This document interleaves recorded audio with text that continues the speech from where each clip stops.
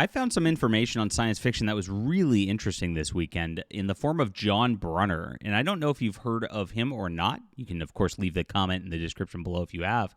But he was one of those in the late 60s who they thought perhaps could have been the next Heinlein or Asimov or Arthur C. Clarke. And he faded out really, really quickly. Robert Silverberg actually gave an interview talking about it and talking about what happened. And John Brunner died at the age of 60 as a heart attack at a Worldcon in 1995. So he was at the World Science Fiction Convention and literally died there. Crazy stuff. But he produced a lot of really good books. I've actually got one on my desk right now called The Secret Agent of Terra, which is one of those, like, they were doing flip books, ace double flip books. I think I actually posted the picture on this article too. Here it is. And so you get this on one side of the novel, and then you get on the other side another one. And they're very short novels. They're like, this is pretty cool, 127 pages each. The other one's called The Rim of Space on the other side. Pretty fun stuff from with his double flip book kind of thing. And, man, they used to make books so short and really just get to the point, which is really fun stuff. So what happened with him? Why didn't he make it to the next level? We're going to get into this with Robert Silverberg's analysis, who's one of the biggest editors in science fiction fantasy. He did a ton of anthologies. He was really the man for short fiction back in the day, which was very huge in science fiction. And yes, let's talk about this. Hit the like and subscribe button. Thank you guys so much for being here as we talk about all things in science fiction. What a neat thing. The fantasy news, as I like to say. And this is stuff you won't get anywhere else on YouTube. And I am a science fiction writer myself. This is my Arroz War, which you're going to love. This is classic science fiction. I feel like it goes back to kind of more like 80s Bane science fiction, more than anything else. And it's about a human spy who embeds himself on an alien starship to bring back information towards Earth in the middle of an intergalactic war. It's a lot of fun. It gets really, really crazy, and it builds up huge over the 3 books. So grab the whole trilogy. It's available on ebook, print, and audio. And I'm using this universe to launch a new space exploration series later this year. This is a great place to start on my work and catch up. Thank you guys so much for reading and being some of the best readers out there. Let's talk about John Brunner. So if you don't know who he is, he had the chance to become the next big name in science fiction, but he disappeared for a lot of years. He slowed his career, eventually brought it to a halt before his death. What happened was a tragedy of timing.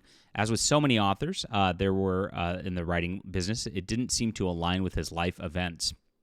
So if you know who John Brunner is, he won the Hugo Award for The Stand on Zanzibar, which is a story about a corporate attempt to take over an African nation and remake it from third world to first world with the help of an AI. Pretty interesting concept, and this is something that would be a very good novel to come out today, you think. It's a novel that stands the test of time with incredibly deep world building that drew a lot of praise. He had a lot of different characters out there from just painted a broad picture out there with this novel. Very interesting stuff. Even though he penned more than 50 novels in his career, he never truly made it like Robert Heinlein and Isaac Asimov. Most of his work went unnoticed by the greater public, despite his incredible talent. So Silverberg, one of the most notable editors in science fiction history, commented on Brunner's situation and why his career seemed to stall out. He said, he was in his mid-30s, and it appeared he was staking a claim for himself in the science fiction world as a natural successor to aging titans like Heinlein, Asimov, and Clarke, and it was not to be. Something went wrong in John's life.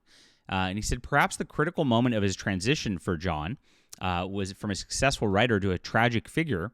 The true tragic overreaching that ultimately shattered him was his decision about 1975 to write a massive historical novel set in 19th century America, a book called The Great Steamboat Race.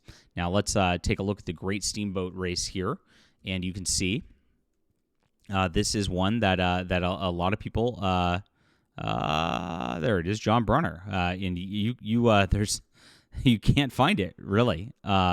Benjamin Brown in The Great Steamboat Race, so you can get different books of that sort of title here.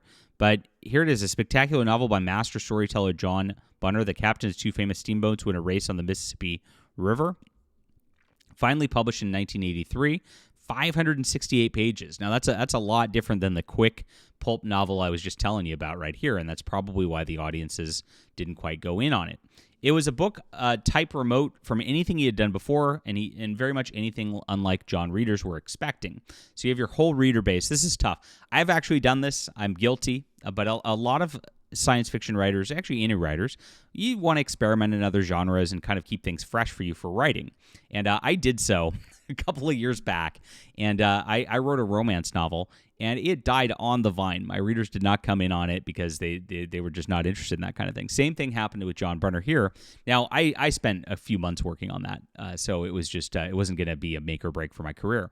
But apparently, John Brunner spent like 5 years working on this. 5 years, and it's a long book, so that makes sense. So he probably researched all the history, researched the locations on the, probably did a deep dive on this because he wanted to transition to a more literary spot, wanted some of that recognition because he is a great writer. But in science fiction, we know what happens. You don't get recognized for writing science fiction as a great writer for great literature. It just is what it is. It's a little better these days, not much, but still, you kind of get relegated as genre fiction when you write in these sorts of ways.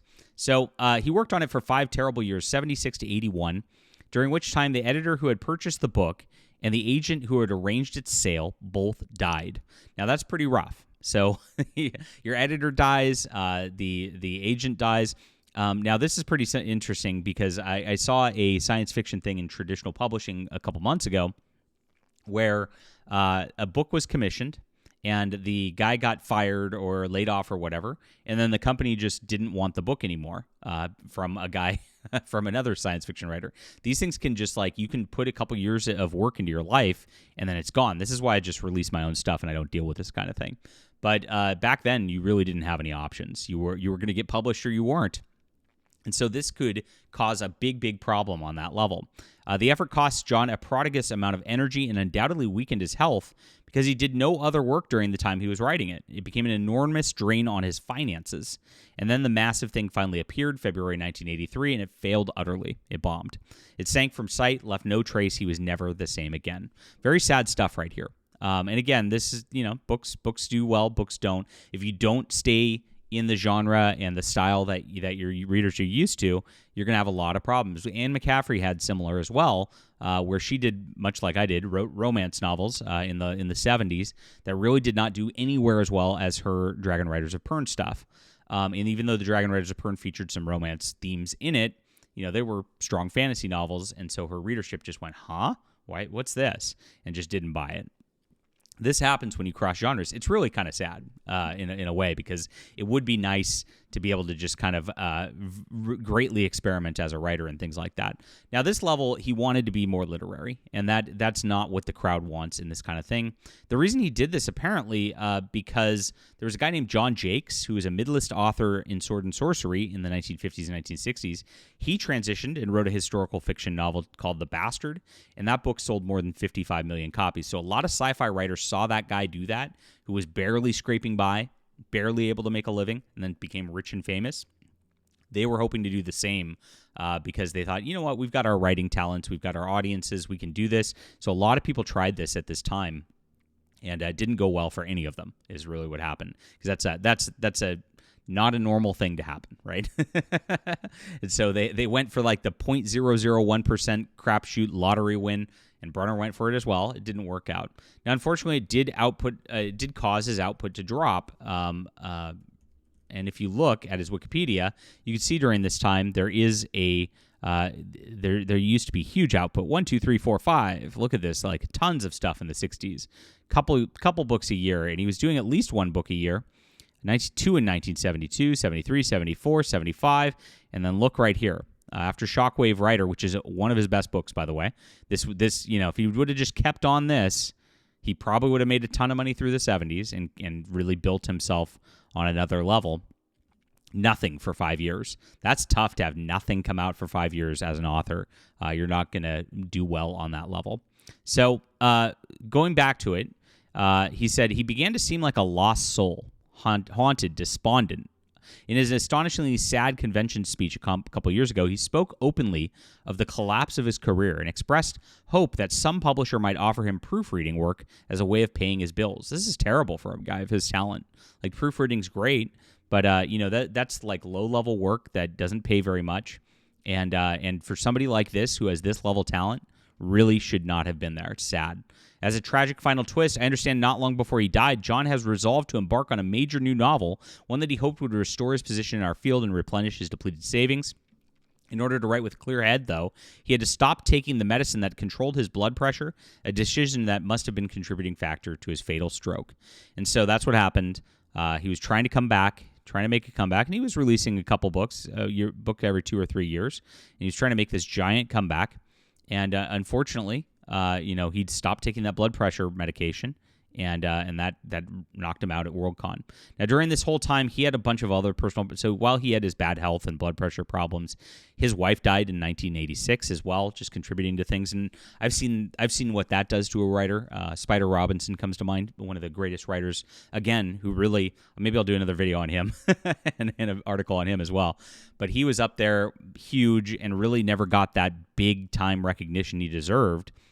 Because I don't know why, but he just didn't produce anything after his wife died. I mean, he really just collapsed, and his health's been failing lately too. It's very sad stuff. And so this has been something we see from time and time again, and there's been a lot of what could have been and what might have been for somebody like John Brunner, and it's really, really sad we didn't really get him at his peak to build science fiction to a new height. Leave a comment down below. This is some science fiction history for you guys. Thank you for being here. What do you think about this? Have you read any John Brunner novels? Love to hear from you. Hit the like and subscribe button. Please check out my work, guys. I would appreciate it if you'd come in and grab The Stars Entwined and the entire trilogy, guys. It builds up so nicely. The Aritian War is a wonderful science fiction epic, and we got a lot coming this year as well, so stay tuned. Sign up for my newsletter. We'll be back soon.